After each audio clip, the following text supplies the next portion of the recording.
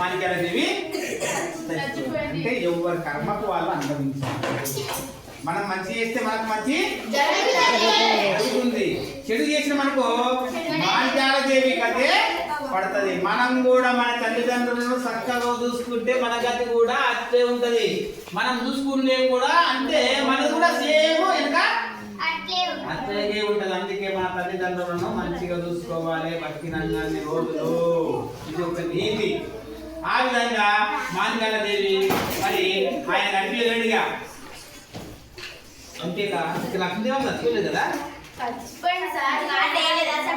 వ్యక్తి పిచ్చిదా ఎక్కడికి దుర్గా పట్టింది. మాణిక్యాలదేవి కొన్ని రోజులకు మరుగు మందు వికటించి ఎవరు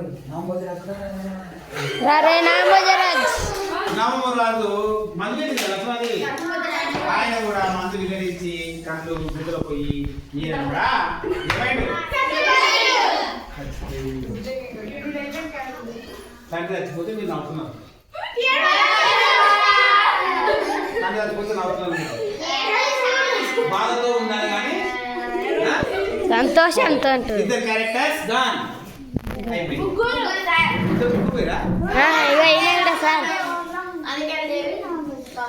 మహాత్ముడి కాలానికి వజ్రాజు గండికోట పోవాల్సి జరురు కార్యం ఏర్పడ్డది.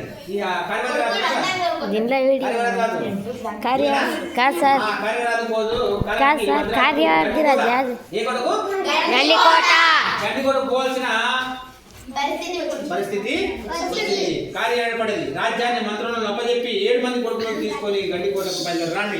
7 మంది కొడుకులు రండి. ఎంత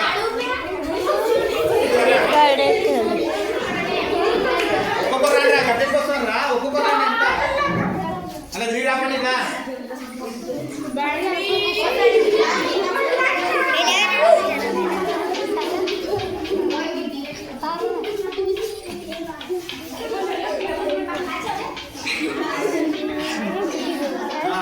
వెళ్ళారండి.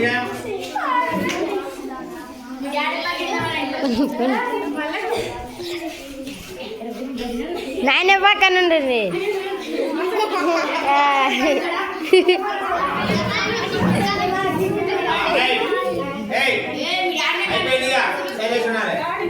తర్వాత అప్పుడు కార్యవర్ధిరాజు యొక్క భార్య ఎవరు? బాలనాగమ్మకు నిండు గర్భవతి. ఎవరు? నిండు గర్భవతి. పరిస్థితుల్లో కూడా మందిరం నుండి బయటికి పోవద్దని 7 గీయలు గీసిండు. ఎవరు? ఎవరు? అయాన్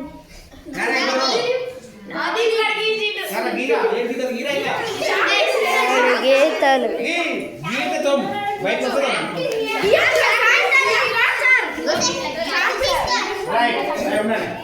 అయితే ఈ బాలనాగమ్మ కనుక కోటలో నుంచి బయటకు రాకమ్మా అని చెప్పి వాళ్ళ భర్త ఏం చేసినట్టే గీతలు దాటి బయటకు మాత్రము రాకు అని చెప్పి ఆయన వెళ్ళిపోవడము జరిగింది. మగవాణులు నెవ్వరిని కోట లోపలికి రానియొద్దని కోట రక్షక భారం తలారి రాముడు. తలారి రాముడు ఎవరా? తలారి రాముడు ఎవరా?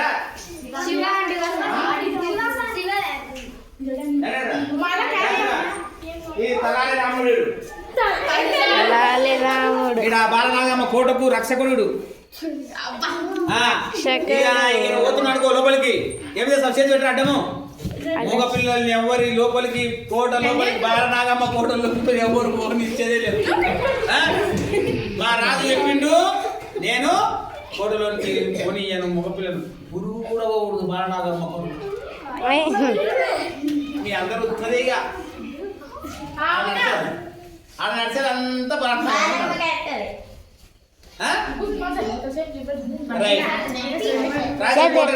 తలారి రాముడికి అడప తండ్రి కలిసి గండికోటకు, తండ్రి కూడా వజ్రాలు కూడా తండ్రి గండికోటకు పోవడము జరిగింది. రైట్. రేపుంటే